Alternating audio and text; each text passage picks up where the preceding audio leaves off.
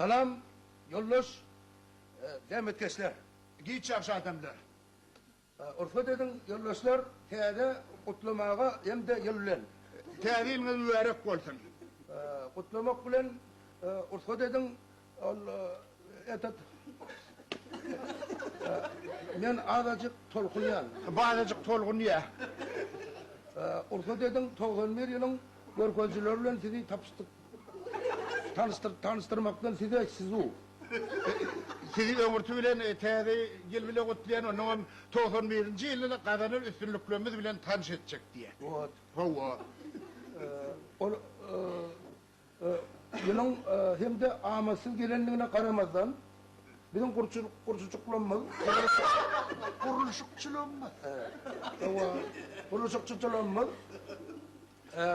arttırılan borçlamalar, arttırılan gayret bilen mangay derlerini arttırıp zarpçı demet vaxtlarında tutacak oldular. Bizim işgörlerimiz yıl başından işine huzurlu gayret bilen başladılar, o yerine getirdiler. Hava. Onlar kıvartarlık planı doğulup, demet üstünlüklerinden peydalanıp, öz mümkünçülüklerini hesaplap görüp, deneyelim etat zami gücedini bunu edip, vakıfların hesaplaşma, zahmet vaktasında durdular. Onlar vaktler hesaplap yürümen giyecelerine ama değil çalıp günlüğünün 7 saatini olsa halali işlediler. Hava. Arttırılan gayratın neticesinde etasamı arttırıp olur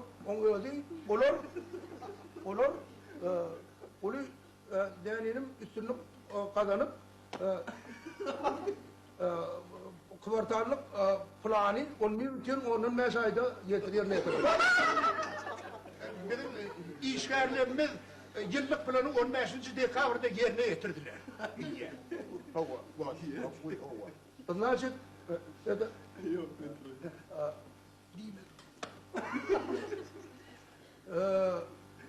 Ayetinim, savsem, Mehmet Mehmet'in Mehmet Ağam yollaşını etken 17. Nomer Brigadası kollektivin avrenin faydalanıyorlar. Kollektivde faydalanıyorlar avreler. Mehmet Ağam Suvaşırır Brigadası onu da işlep iyinin onun alkışına münasip oldu diye. Hava. Bizim Ne mulli? Olsun ne yersin? Ha borçumun kıymeti varmış. Ne bu onun aklına yükün tuz. Başlığın ağzını da yükünüp bu mu? Ediyen vururun ne mi? Ne mi? Kurun yok mu? Tercüme ediyen bu. Türkmençe geçir yani. O hayt dille vuruyor. Türkmen diline vuruyor. Sen hayt dille tercih ediyor. Ay diyene. Türkmençe tercüme ediyen. Ben tercümeci. O ne yanında beydi o? Ya neyle eli veriyor ya? Oy. O Türkmen yana kayıyor. Dağına hemen niye mittir ödeyem? Elbette Türkmen. Onu ne? Görü durduk ha. İki dödün başını çaktı bile. Önkü edek ministerlerine de madal suğuna dekti. Onun alak varsa onu aytsak döndürmüş.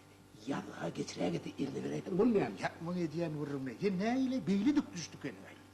Önkü edek ministerlerine şu iyinin yadan sözlerini tekitten yani kağıddan okaydın. Gidip kasaca halk gitti. Son için oraya yak verelim cühünden o papkadından çıkarıbilmen kakıncırap dursun. Vay bu. Egam yağdayım o der. Ha öyle. Понятно. Иди. Düştük var. Ha?